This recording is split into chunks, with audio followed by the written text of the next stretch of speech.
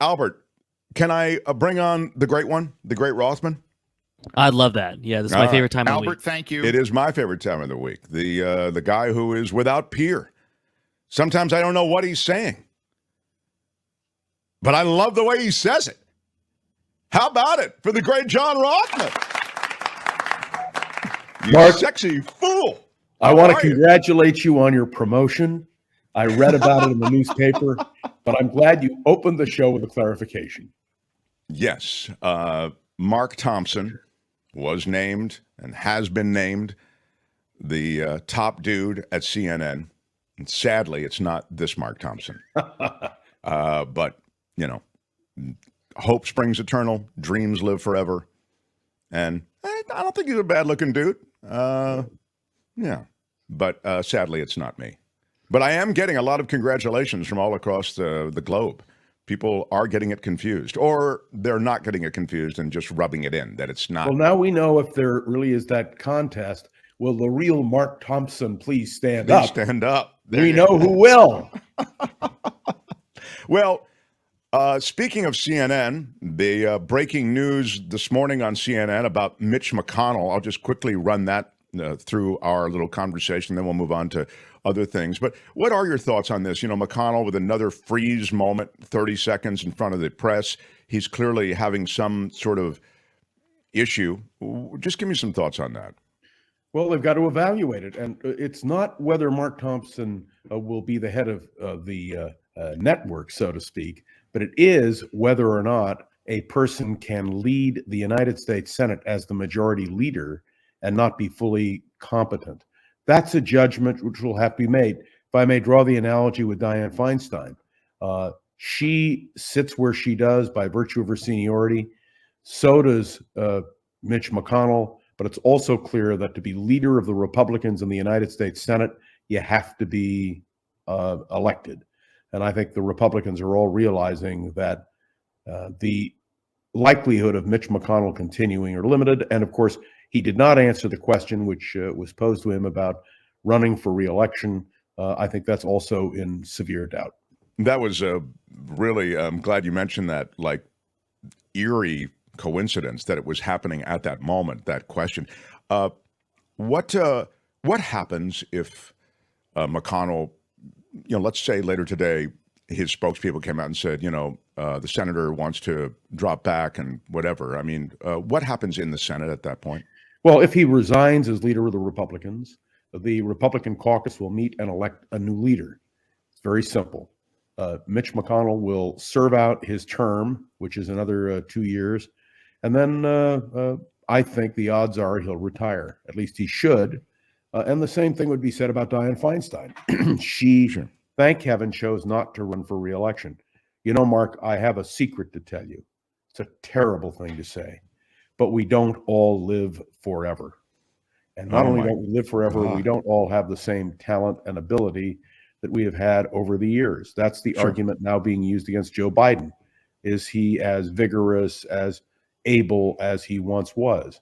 So these are all factors. Remember that in American politics today, it appears that longevity is the key to continued power. And eventually, we all have to succumb to that time when we can't do it anymore. Well, this is a hell of a way for me to find out about that, but thank you for that news that I'm not going to live forever. Now, I want to ask you then about this move to, now I'd like to pivot to this move in Georgia to essentially decapitate the case against Trump and his co-conspirators, alleged co-conspirators, by removing Fani Willis. And this can be done under a new Georgia law signed into law by Kemp. It was pitched as a prosecutorial oversight law, okay, and now it's being used possibly in this political way. Can you do two things? A, speak to it generally, and then handicap for me the likelihood of it actually happening? Well, first of all, if it were to happen, if she were removed, the outrage in this country would be so overwhelming. I can't imagine the Republicans would do something so dumb. Of course, wait. Look what happened in Tennessee this week, where they again tried to silence members of the opposition.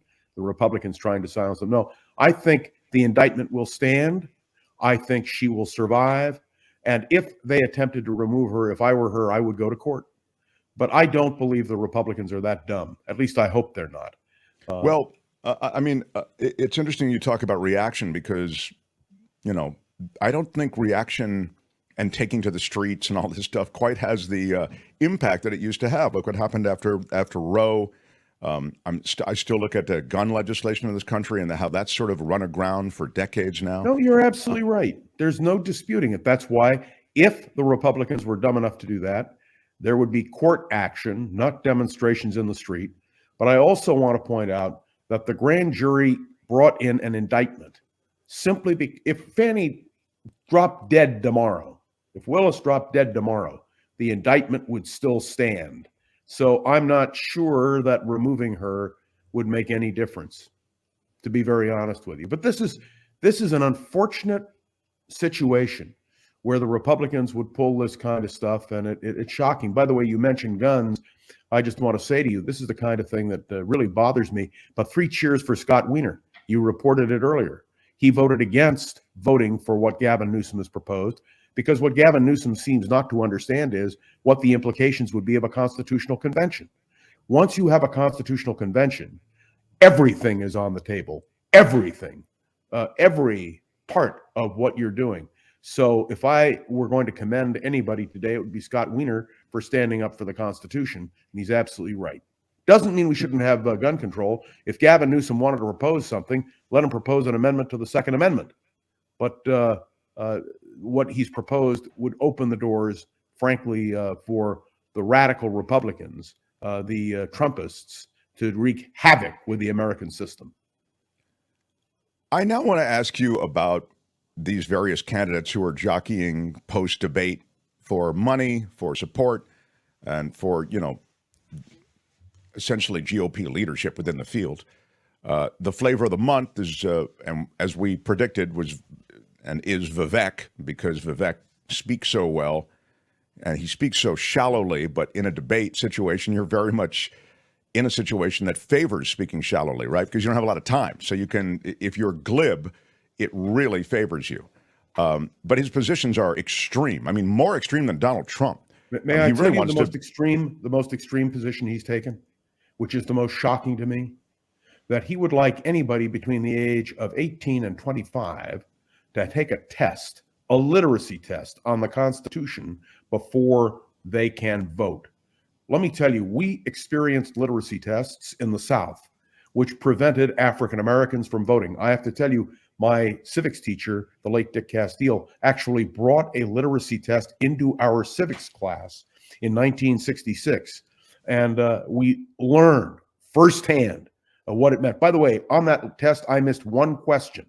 But under the rules of the literacy test, I would have been disqualified from voting in the state of Alabama or Mississippi or Georgia.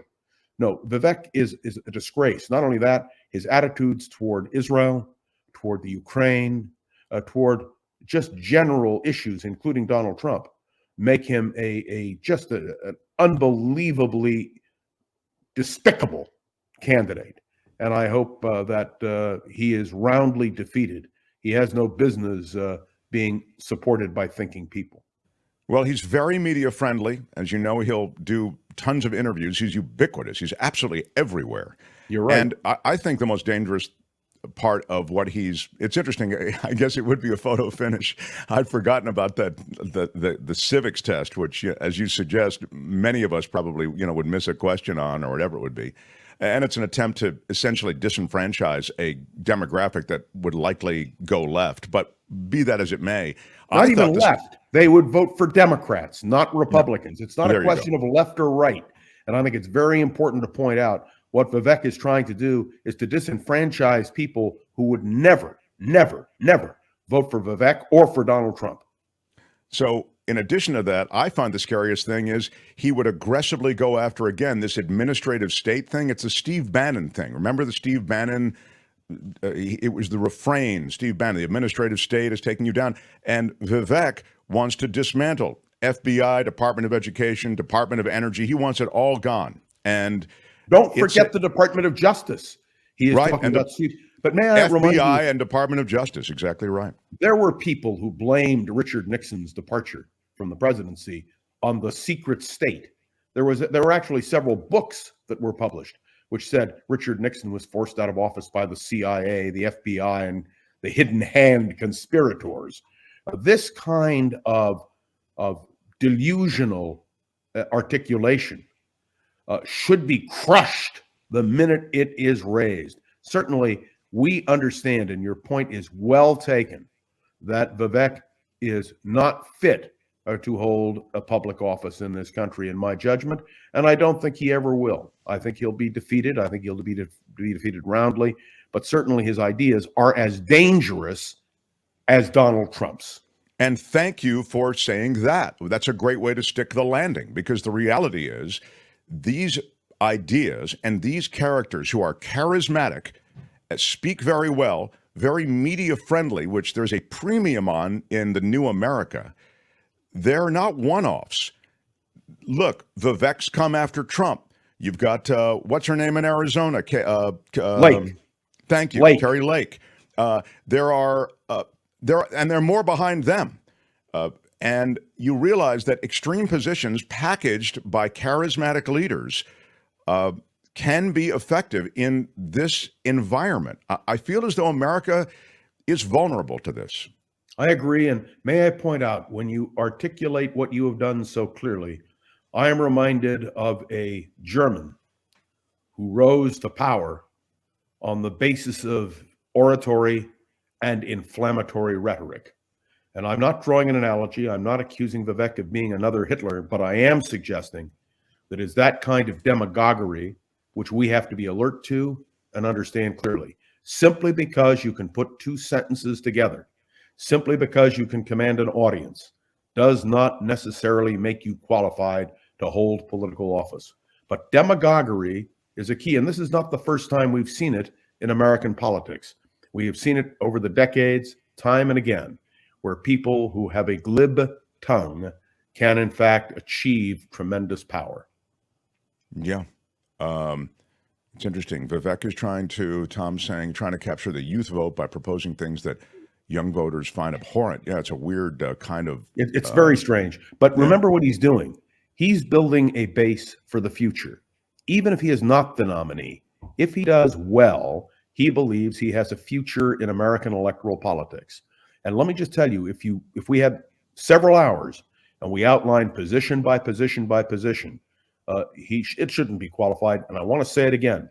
He has proposed to strip the right to vote from 18 to 25-year-olds who cannot pass a basic civics test. I want you to be aware that's the whole point of the Voting Rights Act. It didn't matter how intelligent you were. It didn't matter the color of your skin. It didn't matter your religious background. All that mattered was that you reached the age, which now is 18 years old, and you are entitled to vote. Did you hear that? Entitled to vote. It is an absolute responsibility, and I must say, since I was 21, because I was 21 when I could register to vote, I have never missed an election ever, because I consider it to be a sacred responsibility. And when both of our sons were old enough, we went to vote as a family, and we posted the picture online as an example. So that's my view. This is a digression, but because you've mentioned a John Rothmann, did you pressure your family as to which way to vote, John, or did Never. you let them kind of? In fact, I encouraged my kids to disagree with me, and I will tell you, when they were little, I would bring them to the polling booth, and you're not supposed to let your kids in, but the people at the polls knew me and knew my children. It's in the neighborhood. And they, come on. Well, they were furious when I voted for Hillary Clinton in the primary against Barack Obama. And they argued with me. And I said, gentlemen, remember the lesson. When you're old enough, you can vote any way you want. And that's the key. Each individual has a responsibility to vote their conscience, what they feel. So it just goes to show you, no, I encourage dissent. Dissent increases one's knowledge, awareness, and I don't care what they disagree with me about. Thank God they're thinking. Just on that point, Vivek has only voted in 2 presidential elections. This guy, he's really, it's wild. I mean, this guy, he's from a pretty, I think, well-to-do family. And No, he made a fortune. He made his fortune. He made a fortune. It's He kind of did like, it, but buying that's a place is that's not right. not that's not a prerequisite for running the country. Being a stock picker and creating and finding these clever ways to make a fortune in the world of pharma doesn't qualify you for anything more than that. Now, I want to quickly ask you on the way out with John Rothmann about San Francisco. Another restaurant closes. I mentioned it, Gracias Madre. We've talked about the Whole Foods. You know about the smash and grabs. You know about the retail ripoffs, a lot of store closures. This is a really tough time in the city. We could have this conversation, I suspect, during every appearance you ever make on this show. But I do need to, with another closure, ask you, what has to happen in the city of San Francisco to jerk it back into being a more livable and enjoyable place to be? Leadership. We have to have leadership in the mayor's office, in the board of supervisors, from our unions and our business people. I wrote a letter to the editor of the Chronicle, suggesting that the San Francisco Chronicle host a conference with current elected officials, former elected officials, leaders of business, leaders of labor, leaders of neighborhood organizations. And I suggested, let's do a program where the issues are identified, where the issues are debated, and where a real platform for the future of San Francisco is developed. I must say, the Chronicle did not dignify the letter to publish it. Not that I was surprised. In order to do what needs to be done in this city, you have to have leadership. And that is what we are sadly lacking. And I think there's another business altogether with the Board of Education. And if you read this morning's San Francisco Chronicle, the story of the real problems in leadership, including the budgetary issues affecting the Board of Education, whether schools will be closed, all of that thing. And the current superintendent of schools, Matt Wayne, is, I think, doing an admirable job, but it will also be critical for him to provide the leadership to correct this situation. One of the saddest commentaries to me was a friend of mine who has a child who is now almost old enough to go to school. Next year will be going to school. And he looked at me and he said, "John, what should I do, public or private?" And I said, "I sent my kids to public school because I believe public education is the backbone of American democracy. And I put my kids in the position of proving that point. What I worry about now is more and more people are deserting the San Francisco public school system because they feel it is failing."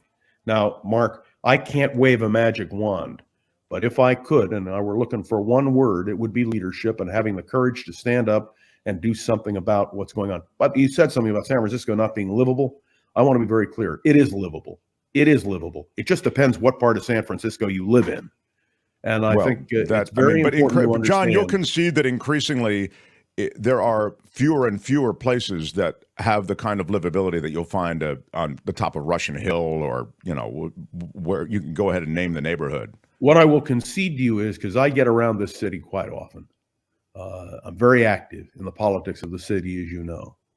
You can go into major neighborhoods and find absolute tranquility, a system that works. And so we tend in the media to exaggerate when bad things happen.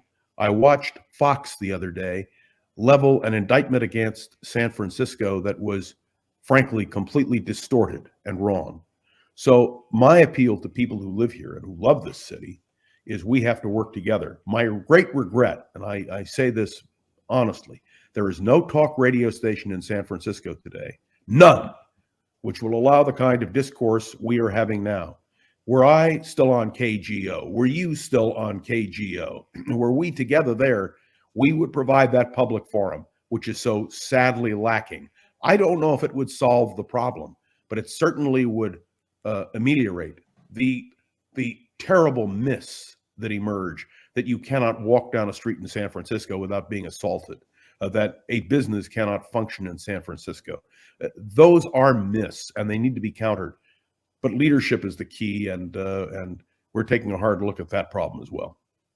John Rothman, I will ding ameliorate. I have waited on the dings, John. I try not to interrupt the conversation now with the dings, but that one was a great one to stick the landing with. Now, John's podcast is a daily podcast. It's called Around the Political World with John Rothman, and it's hugely popular, and you should check it out and subscribe It's if you 5 haven't. minutes, only 10 minutes rather, 10 minutes every day. I try to hold it to 10 minutes, and I appreciate the plug, and we're doing our best to keep the public discourse going. 10 minutes out of your day is not much, but may I say, it is always a high honor and great personal privilege to appear on the Mark Thompson program. And my special thanks to Kim and Albert, and of course to you for maintaining that quality. Let's not sully the reference to me with references to Albert and Kim. Okay. Yeah. Okay. I'm going to applaud that. I'll applaud that. I will drink in your praise, sir, and look forward to your next visit. John Rothman, everybody. Next week. Yeah. See you next week, my friend. Hi, it's Mark, and I thought that was great. Hit the notification bell. You'll know whenever there's a new video being dropped, and please subscribe to our channel to help us save the universe.